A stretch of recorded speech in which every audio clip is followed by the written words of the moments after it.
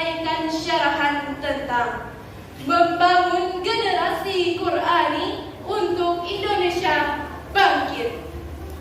Hadirin wal hadirat yang Allah berkati, Profesor Dr. Amin Rais, seorang tokoh reformasi Indonesia, mengatakan, umat Islam saat ini, terutama di Indonesia, adalah umat yang tertinggal, terburuk, dan terbelakang jika dibandingkan dengan umat lain di seluruh dunia. Sumber daya alam Indonesia yang subur dan makmur saat ini